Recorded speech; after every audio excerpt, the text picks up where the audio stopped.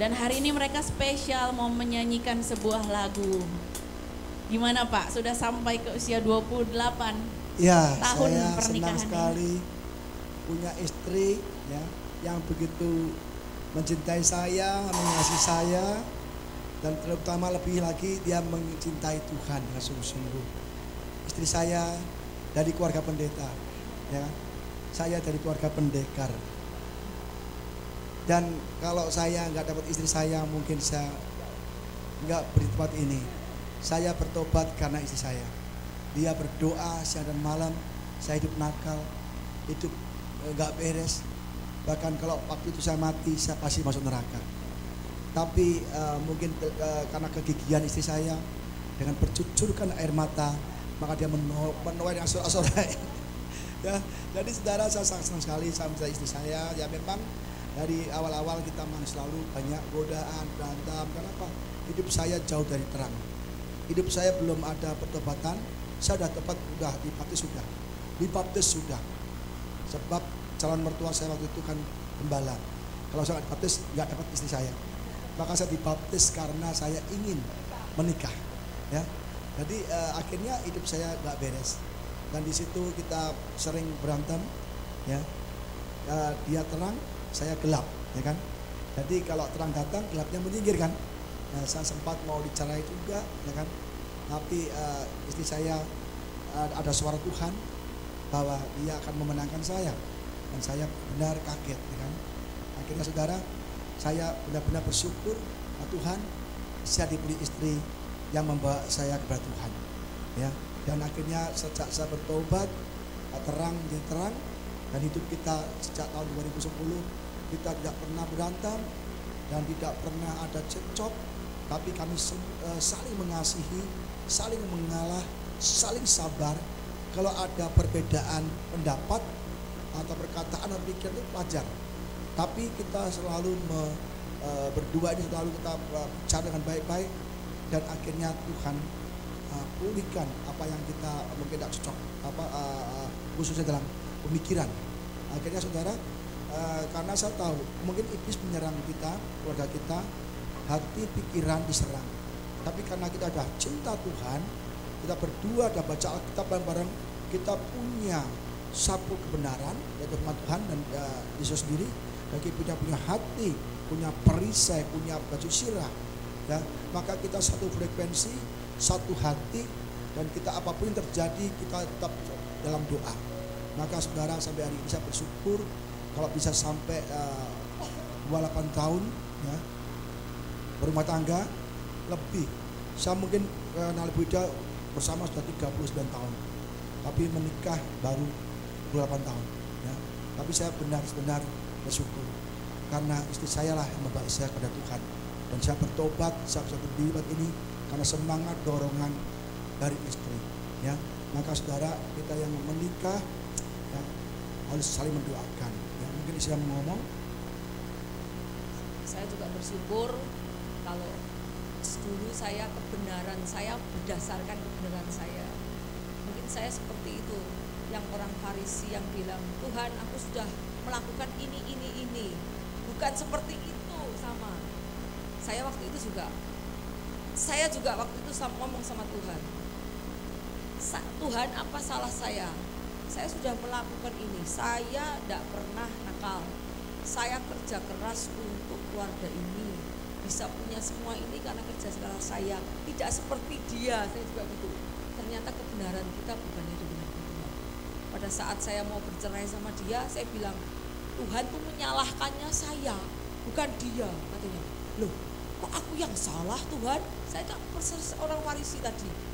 Bukan, kok salah saya apa Tuhan? Aku tidak nakal, aku cari uang untuk family ini, keluarga ini. Saya kerja keras, bisa makan, bisa anak sekolah, bisa semuanya ini karena saya kerja keras. Saya tidak nakal, tidak ini.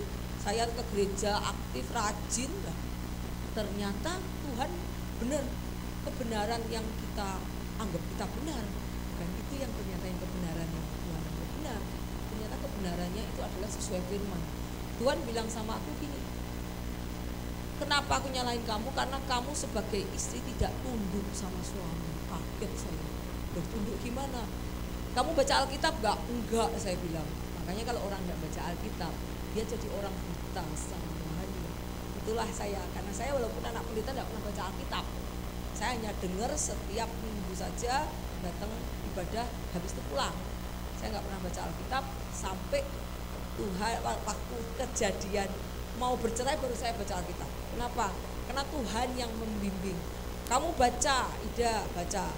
Di situ saya membaca bahwa istri harus tunduk sama suami. Nah, suami harus mengasihi istri dan istri saya habis tunduk, kamu harus tunduk sama suami. Karena selama ini kamu tuh otoriter, tidak mau dibantah, nyuruh dan tidak mau tunduk sama suami. Suami yang harus tunduk sama kamu baru kamu puas. Kamu harus mengasihi, harus tunduk sama suami karena suami adalah kepala daripada keluarga. Sekalipun kamu yang cari duit, tetap itu adalah kamu harus tunduk sama suami. Karena itu adalah hukum kerajaan Allah.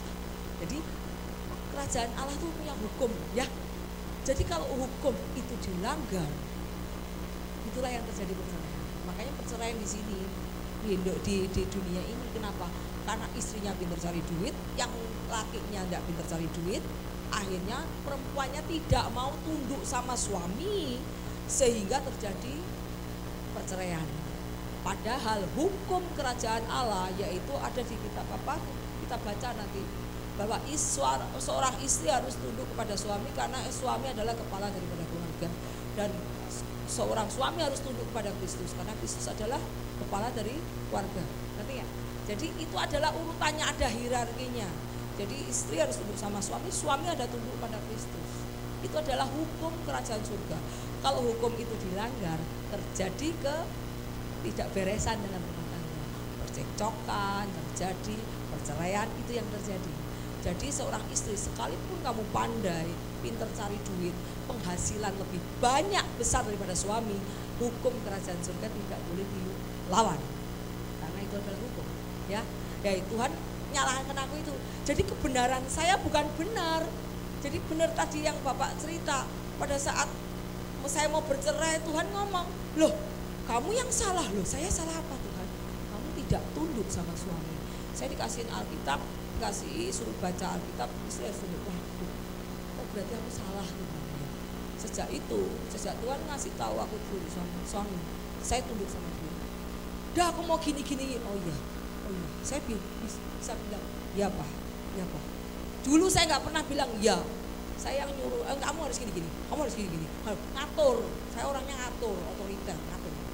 Jadi sejak Tuhan ngasih tahu saya harus tunduk. Oh, ya, saya sekarang tunduk sama dia. Oh sejak gitu dia kaget. Ini kok istri saya apa bukan? Dia tanya katanya. Sejak saya melakukan firman Tuhan ngajarin saya, kamu harus tunduk. Sejak Tuhan ngasih saya konselingan mengenai firman Tuhan, saya suruh dibaca Alkitab dan saya melakukannya. Suami saya heran, loh ini kok Ida kok aneh katanya. Ini istri saya apa bukan? Dia bilang, loh istri saya biasanya galak, suka nentang, suka ngelawan, suka bantahin suami. Ini kok bisa nurut sama suami? Apa yang saya kata kok nurut ya? Bisa ngasih makan, jadi melayani suami, benar-benar melayani. Terus kaget saya, justru saya juga diajarin bagaimana untuk melayani suami, mengasihi suami, bahkan menjadi pacar untuk suami. Di mana jadi Tuhan tuh ngajari secara detail, secara memenuhi kebutuhan suami, secara rohani, batiniah pun diajarin. Oh my God, Tuhan itu luar biasa. Saya diajarin, tadinya saya nggak mikir-mikir begituan, diajarin hal seperti itu, Tuhan ngajarin. Bahkan kebutuhan ranjang pun Tuhan sendiri yang ngajarin. Oh my God, bahkan Tuhan bilang, kamu harus berdandan yang cantik, kamu harus Tuhan ngajarin pakaian yang jelek-jelek suruh buangin, itu Tuhan yang ngajarin. Pakaian yang jelek-jelek, ini pakaian kamu kalau di rumah pakai dasar itu buang. Tuhan suruh ngajarin, suruh ganti pakaian yang bagus-bagus, yang wangi, itu Tuhan sendiri yang ngajarin. Karena jujur saya tuh orang yang kuper, saya tidak punya teman saya cuma Tuhan. Saya tuh orang dari dulu, saya tidak pernah punya teman. Saya tuh orang rumahan, jarang pergi. karena di kerja juga di sini, jadi kemana-mana juga jarang pergi, tidak punya teman. Kalau ke gereja juga datang ke gereja pulang. Jadi teman saya cuma Tuhan. Jadi kalau ada apa-apa, ada masalah, saya hanya berdoa sama Tuhan. Jadi karena saya sering berdoa, jadi saya dengar suara Tuhan. Oh gini Tuhan, iya gini Tuhan. Jadi saya sering benar banget dengar suara Tuhan. Jadi karena teman saya cuma Tuhan, jadi Tuhan ngajarin. Dari masalah ranjang pun Tuhan ngajarin, masalah seksual Tuhan ngajarin, masalah mengasihi, melayani, makanan, semua ngajarin. Jadi bapak ini kalau enggak tak kasih makan, enggak makan. Jadi saya harus melayani dia, Pak mau makan apa hari ini. Jadi saya harus melayani dia. Jadi dia habis itu dia kaget. Loh kok dia kok berubah? Dulu orangnya keras kepala, obat, susah dikasih tahu, lawan ini. Gitu. Saya jadi tertekan. Kalau tertekan saya di rumah ya aku nurut, tapi di luar aku jadi orang gila gitu loh ya. Suami itu kalau tertekan di rumah dia kayaknya nurut ya, baik ya, tapi di luar jadi liar. Loh benar itu kalau ternyata begitu. Tapi begitu saya tahu ini kesalahan saya nyesel. Oh Tuhan ternyata aku salah ya, iya. Aku rasa aku benar, makanya kebenaran itu rancu, benar Bapak. Apa yang disebut kebenaran? Menurut kita benar, menurut Tuhan enggak benar. Habis Tuhan ngajarin kita itu yang salah, saya mulai melakukan firman. Tidak lama dia bertobat. Udah, aku mau bertobat, aku juga capek berbuat dosa. Kaget saya, dia bilang aku mau pengen dibaptis lagi. Kenapa? Karena baptis yang kemarin tuh kayaknya nggak sah. Loh, pada sah. Aku dulu baptis yang pertama kan karena aku pengen pacaran sama kamu aja. Kamu kan anaknya punya gereja, anaknya pendeta. Jadi kalau enggak, mamamu kan bilang kalau enggak baptis nggak boleh pacaran sama anakku. Ya udah aku baptis daripada tidak boleh pacaran. Itu kan alasannya, makanya. Tapi sekarang aku benar-benar aku mau benar-benar bertobat, aku benar kali ini tidak ada alasan lain. Aku sudah capek berdosa. Aku benar-benar mau hidup benar. Saat itu kita ke Israel, saya tidak pernah pergi ke luar negeri karena saya tidak senang jalan-jalan. Jujur saya tidak senang jalan-jalan. Dari dulu saya bekerja keras dan saya senang kerja. Kerja itu hobi saya. Dia kalau tak ajak jalan-jalan saya tidak pernah mau. Dia bilang ya udah kali ini aku pengen baptis Israel. Ya sudah, karena dia pengen baptis Israel di Sungai Yordan. Ya udah kali itu kita pergi jalan-jalan ke Sungai Yordan bersama sekeluarga dibaptis semua. Dan saat itu Tuhan mulai banyak berbicara sama saya mengenai Tuhan memanggil saya juga sebagai saya pengusaha yang kemarin saya khotbah di All NU. Itu adalah mutiara yang berharga. Bagaimana saya menukar pekerjaan saya, bisnis pekerjaan saya dengan mutiara yang berharga, yaitu Yesus Kristus. Dan saya mau, Tuhan aku mau menukar bisnisku dengan mutiara yang berharga. Saya mau menukar harta yang saya punya dengan mutiara yang berharga. Saya mau. Saat itu saya mengadakan pertukaran dengan Yesus, dan mulai Tuhan uji. Saya harus kehilangan semua harta saya rela nggak? Mobil saya, BMW saya hilang, terus jam-jam saya hilang, kemudian semua yang saya kemewahan saya dihilangkan satu-satu sama Tuhan.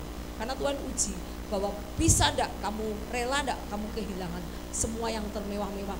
Bisa. Bahkan Tuhan minta anak saya kasih, aku bilang. Tuhan minta Stephen, boleh enggak anak buat aku? Boleh. Untuk jadi hamba Tuhan, oh boleh Tuhan. Semua yang aku miliki adalah milik Tuhan. Kalau Tuhan mau ambil apa aja itu milik Tuhan. Waktu itu Tuhan minta Stephen untuk jadi hamba Tuhan, oh silahkan Tuhan, enggak apa-apa. Aku percaya jadi hamba Tuhan itu adalah menjadi umat pilihan Tuhan. Saya rela, saya tidak cari harta lagi karena saya sudah menukar harta saya dengan mutiara yang berharga, yaitu Yesus. Dari situ mulai Tuhan uji terus. Kita memang jatuh bangun, tetapi tidak selamanya ujian itu menang ya. Tidak selamanya, tapi setiap hari Tuhan kasih hikmat. Tuh kalaupun kita kalah, Tuhan akan uji di hal yang sama. Kalau kita kalah, jangan khawatir. Tuhan akan uji di hal yang sama sampai kita menang, baru ujian lagi. Banyak kita diuji-uji sampai akhirnya Tuhan kasih hikmat, dan saya tambah mengerti hikmat.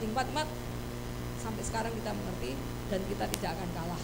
Karena kita sudah tahu bahwa peperangan ini adalah terjadi terus-menerus dan kita harus menggunakan senjata perlengkapan Allah. Dan puji Tuhan, kita sudah tujuan kami di sini adalah untuk supaya kita lihat bahwa banyak orang-orang Kristen yang mengaku percaya Tuhan, banyak yang kalah oleh sakit penyakit, banyak yang kalah, banyak yang bercerai, banyak yang kalah secara ekonomi. Padahal Tuhan datang untuk membawa kelimpahan. Aku datang untuk membawa kelimpahan, bukan kesengsaraan, bukan kemiskinan.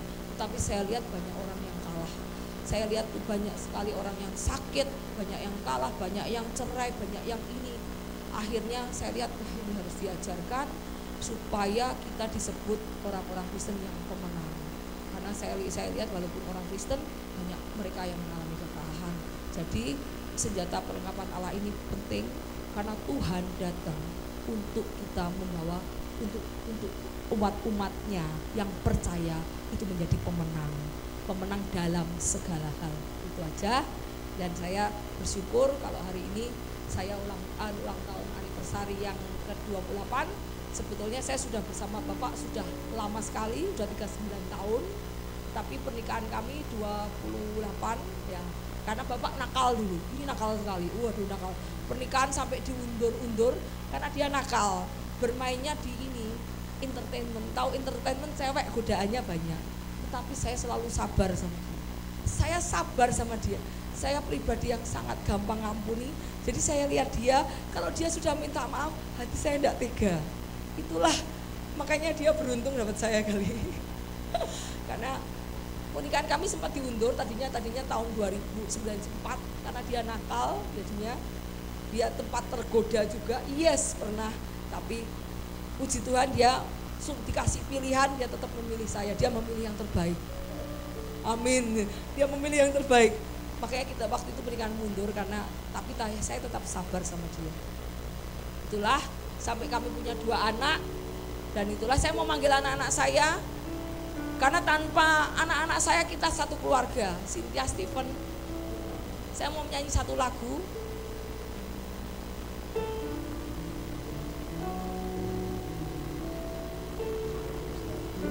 Ayo Cynthia, Stephen. Mau nyanyi satu lagu. Karena hanya Tuhanlah yang menjadi penolong saya. Saya tidak punya teman-teman, saya hanya Tuhan. Ada apa-apa saya selalu berdoa. Makanya saya sering dengar suara Tuhan. Cynthia. Cek. Banyak hal-hal yang Tuhan singkapkan, termasuk dosa-dosa masa lalu kami, dibukakan semua sama Tuhan dan kita sudah saling mengampuni. Jadi kita saling pelepasan. Kenapa? Tuhan yang menuntun. Kamu harus pelepasan, kamu harus ngaku dosa sama dia dan dia ngaku dosa. Tapi ingat, mengampuni, Tuhan bilang. Iya betul. Iya Tuhan, aku mau mengampuni. Kalau kamu tidak mengampuni pasanganmu, Tuhan tidak mau mengampuni kamu. Kalau Tuhan tidak mengampuni kamu, kamu mau di mana ada? Di neraka mau? Aku bilang aku tidak mau Tuhan. Maka aku harus mengampuni. Jadi mengampuni itu bukan pilihan. Mengampuni adalah suatu keharusan. Kalau engkau tidak mengampuni pasanganmu, Tuhan pun tidak mengampuni engkau.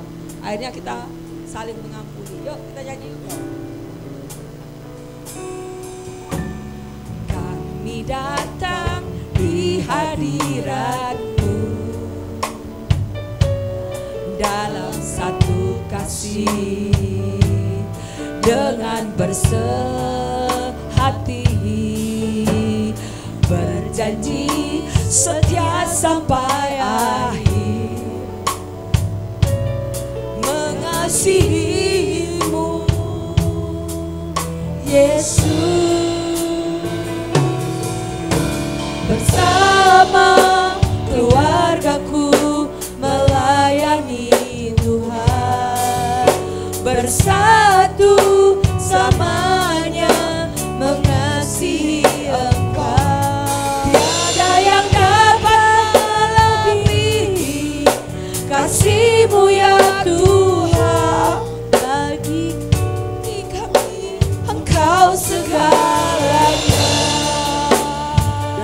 lagi.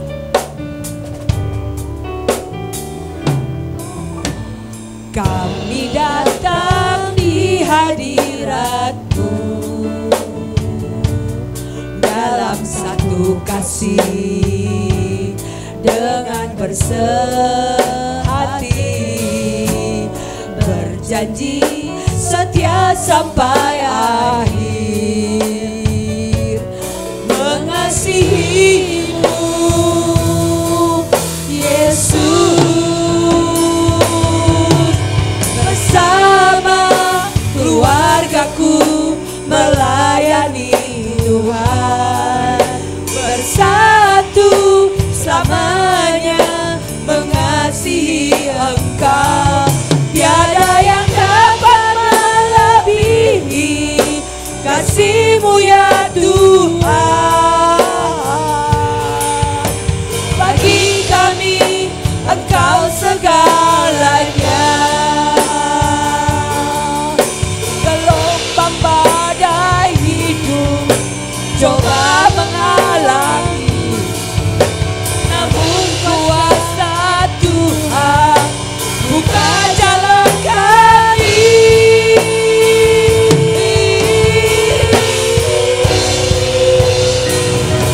Bersama keluargaku melayani Tuhan, bersatu selamanya mengasihi Engkau.